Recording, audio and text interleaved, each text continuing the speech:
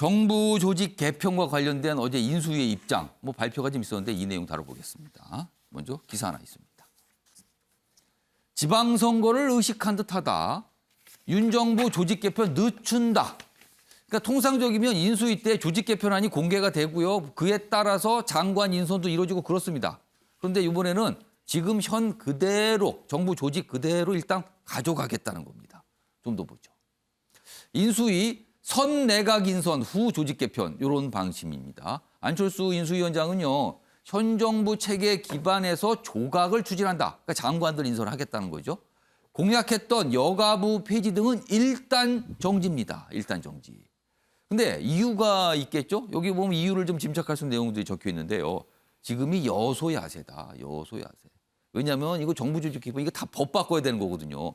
여소야세인데 이거 되겠나? 추진했다가 무산되면 이거 오히려 대통령으로서 국정 동력만 좀 약화되는 거 아니냐. 이런 걱정을 한 거 아니냐는 거죠, 지금요. 물론 이렇게까지 인수위에서 설명하지는 않았습니다. 해석을 한 거죠. 그러면은 이게 언제 될까? 빨라야 그럼 9월 정기국 때 아닌가? 이렇게 또 전망도 좀 있습니다.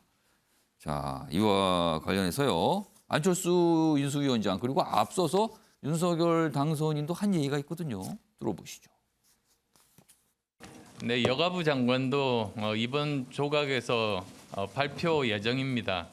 그리고 이제 임명된 여가부 장관께서는 조직을 운영하면서 국민들을 위해서 나온 개편 방안이 있는 것인지 그것에 대해서 계획을 수립을 할 임무를 띠고 이제 그 역할을 맡게 되시는 겁니다. 여가부 폐지는 그대로 공약인데 그러면 내가 선거 때 국민들한테 거짓말하라는 얘기입니까?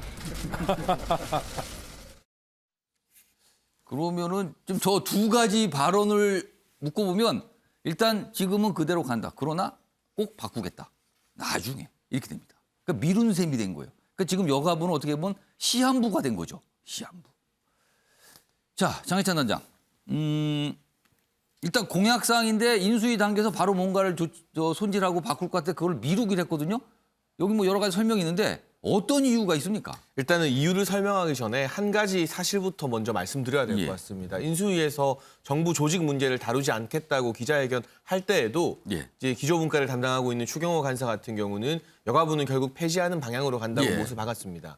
그러니까 당초 여성가족부 폐지라는 공약에서 후퇴하는 것이 아니라 다만 좀 바로 하지는 않는다. 국정 공백이나 또는 이 거대 야당이 되겠죠. 민주당의 반대가 있게 되면 정부 운영 초기부터 정부 조직 개편 문제가 뜨거운 화두가 될 수 있습니다. 그런데 지금 국회에서 그리고 정부에서 추진해야 될 가장 중요한 과제는 코로나19 때문에 피해를 본 소상공인이나 자영업자의 손실보상 문제 아니겠습니까? 민생이 먼저라는 데 대해서는 민주당도 아마 동의를 할 겁니다. 그러니 정부 운영 초기에 민주당과 각을 띄울 수 있는 정부 조직 개편 문제를 첫 번째 아젠다로 추진하는 것이 아닐 뿐 우선 자영업자의 이 피해 보상 회복 문제라던가 여러 가지 시급한 민생 당면 과제를 해결하고 나서 조금 차근차근 민주당과도 협의하면서 정부 조직 개편 문제를 논의하겠다는 게 인수위 아닌 것이고요. 혹시 이거는 아닙니까? 지방선거 때 이게 괜히 이게 너무 이슈가 되면은 좋을 게 없다 이 판단한 거 아닙니까? 그러니까 인수위 차원에서 지방선거를 의식했다기보다는 저도 선거를 해보니까요.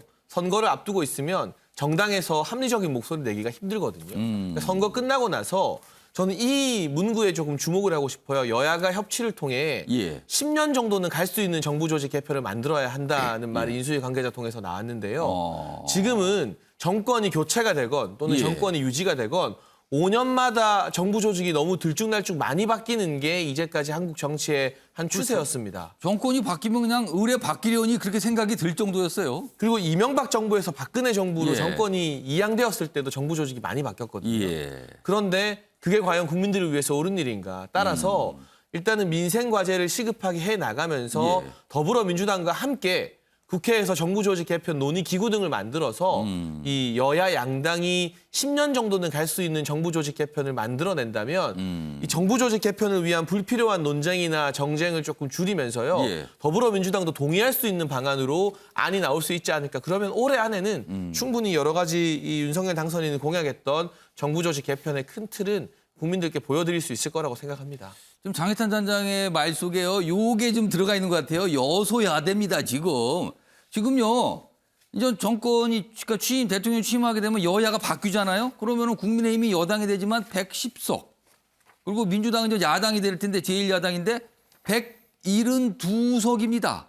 민주당이 동의하지 않으면 법이 되는 게 없어요. 지금 그게 현실이거든요. 이거를 의식한 거 아니냐. 그래서 괜히 법안 올렸다가 이거 안 되면 뭐 되지도 않고 이거 이상해진다. 뭐 이런 걸 판단하다는 내용들이 오늘 언론에 많이 적혀 있는데 요거 이제 김남국 의원께 오늘 나오셨으니까 네. 만약에 정부 조직 개편, 특히 여가부가 폐지된 정부 조직 개편안을 법에 담아서 국민의힘이 추진하려고 한다면 민주당은 백발백중 반대입니까? 저희가 무조건 반대를 하고 무조건 찬성하는 그런 것은 아니라고 보이고요. 예. 앞서 장혜찬 평론가님께서 이야기를 하신 대로 저희 당이 더불어민주당이 동의하는 것이 중요한 것이 아니라 예. 국민적 합의가 어떻게 되는지 그리고 국민이 거기 정부 조직 개편안에 대해서 얼마나 충분히 공감하고 동의하는지 여부가 더 중요하다고 생각이 됩니다. 예. 그렇기 때문에 앞서 용산 집무실 이전을 할 때는 사실은 여러 가지 부작용이나 예. 이전에 따른 어떤 정책적인 어떤 장단점 판단을 하지 않은 상태로 굉장히 밀어붙였거든요. 예. 그러나 이번에 어떤 정부 조직 개편안과 관련되어서는 좀 더 숙고할 시간을 가지고 같이 고민하자라는 이런 태도는 정말 잘했다라고 생각이 요거 듭니다. 그러니까 이렇게 좀 나중에 정부 조직 개편 늦춘다. 이거는 좀 좋게 긍정적으로 평가하시는 네, 거네요. 긍정적으로 평가할 수밖에 없는 것이 예. 지난 용산 집무실 이전에는 사실상 용산으로 간다라고 하는 것에 대한 이야기도 갑자기 불쑥 나왔고 또 이전과 관련되어서 국방부가 이전을 하는데 사실 예. 지금 뭐 4월에 한미연합훈련이 예정되어 있다라는 것 자체도 예. 다 알려진 사실인데도 그것조차 고려하지 못해가지고 부랴부랴 국방부 지휘부하고 한미연합사는 나중에 이전한다 이런 어떤 이야기를 하고 있는 실책을 저질렀기 때문에 아마 그러한 것을 다시 이제 고민해서 조금 더 야당과 협의하고 국민에게 이 정부 조직 개편안과 관련되어서는 이런 것들 때문에 바꾼다라는 것을 이해를 가면서 구하는 측면이 있다라고 생각이 그럼 됩니다. 일단 긍정적으로 평가하는 거네요. 근데 아울러서 더 말씀하세요. 중요한 것은 정부 조직 개편안 사실 현재 있는 것 그대로 가고 나중에 천천히 고쳐도 됩니다. 그런데 이제 항상 보면은 정부가 출범하면서 뭔가 새롭게 바꾸려고 하면서 그렇죠. 통상적이었죠, 문제가 되었는데 그보다 더 중요한 시급한 과제들이 많습니다. 지금 물가 올라가지고 어머니들 장보기 무섭다라고 예. 하시고 여러 가지 시급한 민생 현안이 있기 때문에 오히려 새 정부가 출범하면서 민생에 집중하는 모습 그리고 또 거기에 야당이 협력하는 모습을 보이는 게 국회와 정부가 국민의 신뢰를 얻는 길이라고 저는 보입니다. 민주당의 지금 그대로 입장은 여가부 폐지 반대죠. 지금 민주당은요. 여가부 폐지만 중요한 것은 아니라고 예. 보입니다. 여가부 폐지 사실 윤석열 후보가 선거 캠페인할 때는 7글자 지금 나오는데요. 예, 저겁니다. 저거. 7글자로 이야기를 했는데 정부의 어떤 기능이라든가 역할이 7글자로 이야기가 되지 않는 게 너무나 많습니다. 그리고 또 사회적 합의가 필요한 부분들이 많기 때문에 예. 여가부 폐지나 기능 이런 것들을 고민해서 통상을 뭐 지금 현재 산업통상부에 그대로 둘 것인지 아니면 외교부로 갈 예, 것인지 또 중소기업 벤처부의 역할에 대해서 확대 개편할 것인지에 대한 여러 가지 고민이 있기 때문에 이러한 것에 대해서 전문가들의 의견도 충분히 듣고 또 야당과도 협력하고 협의하면서 국민에게 알리는 일이 또 무엇보다 중요한 것 같습니다. 국민의 뜻, 여론 잘 보고 해야 된다. 뭐 이런 입장이시네요. 그러면. 기사 하나 더 있는데요. 이어가 보겠습니다. 관련 기사입니다.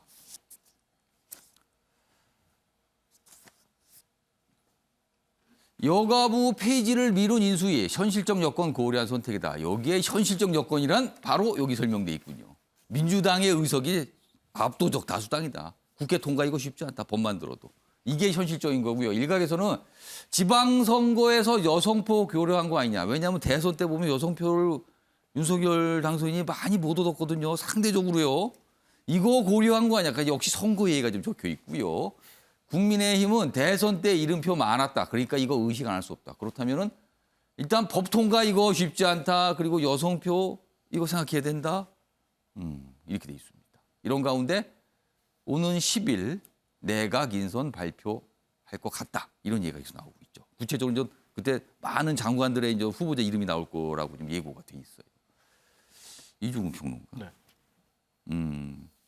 거꾸로 생각하면은 대선 때 여성표 많이 못 얻었다. 근데 대선패 특히 20대 남성표 많이 얻었잖아요. 굉장히. 그러면 이 여가부 지금 그때 공약을 내건 게 여성가족부 폐지인데 사실은 이게 호응을 얻은 측면도 있었거든요. 근데 이걸 지금 당장 안 한다고 미룬 거예요. 그럼 거꾸로 생각하면은 20대 남성들이 뭡니까 지금 이거 이런 반응. 나올 수 있다는 건데 이건 어떻게 보십니까? 뭐 일종의 이제 집토끼 산토끼를 비교한다면 20대 예. 남성표를 이제 집토끼로 보고 그리고 또 지금 인수위도 그렇고 윤석열 당선인도 그렇고 폐지한다는 쪽의 뉘앙스를 계속 얘기를 하잖아요. 미룬 거다 담시 네, 미룬 겁니다. 미뤘다. 아까 뭐 윤석열 당선인의 영상도 나왔습니다만 예. 내가 공약했는데 라고 하잖아요. 그러면서 근데 이제 안철수 인수위원장 같은 경우에는 이런 말을 했죠. 뭐 지금 심각한 외교 안보 위기 그리고 또 경제 예. 인생의 위기다. 여기에 집중하겠다. 이렇게 얘기를 하는데 근데 저는 이런 부분이 걱정돼요. 그러니까 여가부, 교육부, 뭐 중소벤처기업부 그리고 통상 문제를 외교부에 주냐 산자부에 그대로 남기냐 이 얘기를 가지고 얘기를 하는데 예. 이게 안철수 위원장이 말한 대로 심각한 안보 위기, 심각한 경제와 민생 위기 챙겨야 될 현안들이 많다면 과연 근데 공무원들이 이런 어수선한 분위기에서 일손이 잡힐까? 그러니까 내가 속해 있는 조직이 없어질지 몰라요. 그렇죠. 없어진다고 얘기해요. 또 한쪽에서 남아 있을 조직이 수 없어질 있다고 수도 얘기해요. 있지만 그 부처 내에 작은 조직이 또 여기저기 왔다 갔다 할 수 있죠. 그렇죠. 게다가 지금 얘기하는 그 여가부와 뭐 산자부와 뭐 외교부와 이런 단체 뭐 정부 부처는 밑에 예. 산하 기관들이 엄청나게 많단 말이에요. 그렇습니다. 근데 산하 기관들까지 일손을 못 잡잖아요. 거기도 관심사가 돼 버린 거죠. 그렇죠. 그래서 제가 볼 때는 이 어수선한 분위기를 지금 인수위라든지 당선인 측에서 어떻게 지금 생각하고 있는지 어느 정도로 심각하게 받아들이는지 예. 이 부분이 지금 국정 운영에 굉장히 중요한 문제가 될 것 같고 또 하나는 뭐냐면 뭐 지방선거를 겨냥해서 예. 지금 굉장히 전략적으로 모함을 또 보여주고 있어요. 모함이다 또 이것도. 그래서 모호하게 하죠. 왜냐하면 지금 여가부 문제뿐만 아니라 교육부 문제도 예. 당선인과 그 주변에서 지금 교육부를 혁신해야 된다. 예. 박 뜯어 고쳐야 된다. 아니 폐지하자 뭐 이런 얘기까지 나왔다가 지금 교원단체들이 다 반발하니까 또 그대로 가는 거예요 일단. 또 쑥 들어가잖아요. 이런 부분들을 봤을 때 자 6월 1일 선거를 놔두고 이렇게 뭐 어떻게 보면 지금 당선인 측과 인수위 측에서 들쑤셔서는 선거에 좋을 게 하나도 없다라는 판단을 하거든요. 그러면 제가 여기서 결론적으로 말씀드려서 자 심각한 외교 안보 위기가 있고 민생과 경제가 위기라고 예. 하는데 정략적인 판단이 앞서고 선거를 놓고 당리당략적인 얘기를 하고 공무원들의 일손을 오히려 못 잡게 만들고 어수선하게 만들고 이게 과연 맞는가 하는 퀘스천 마크가 붙습니다. 그러니까 이게 평가가 다른 거예요. 지금 사실 민생이 중요하니까 이거 급한 민생부터 해야지 뭐 조직 이건 급하지 않으니까 나중에 합시다. 이거 긍정적으로 평가한다. 그러나 이거 미룬 것뿐이잖아요. 그렇다면 당사자들 일 못합니다. 안절부절이라서. 오히려 빨리 매듭지는 게 좋지 않습니까? 또 이런 의견이 나온 거예요. 장희찬 단장님 뭐 반론하실 것 같은데 한 1분 드릴게요. 개인적으로 이해가 안 돼요. 예. 나라와 국민을 위해 헌신하는 공무원이 부처 운명 때문에 일 못한다면 공무원 할 자격이 없는 거죠. 그리고 여가부가 폐지된다 해서 그 공무원들 전부 다 집에 돌려보내는 거 아닙니다. 예. 여가부의 모든 업무가 사라지는 걸로 오해하는 분들도 있는데 전혀 그렇지 않고 여성, 약자, 청소년, 가족 업무하는 분들은 신설 부처나 유관되어 있는 예. 보건복지부 등으로 이관돼서 옮겨갈 겁니다. 그런데 여가부가 폐지될 운명이니까 일 못하겠다. 이제까지 그런 정신머리로 일하셨다면 공무원 할 자격 없는 겁니다. 아무튼 의견 갈립니다 지금 보셨죠. 뭐 이렇게 좀 시각이 다른 상황입니다.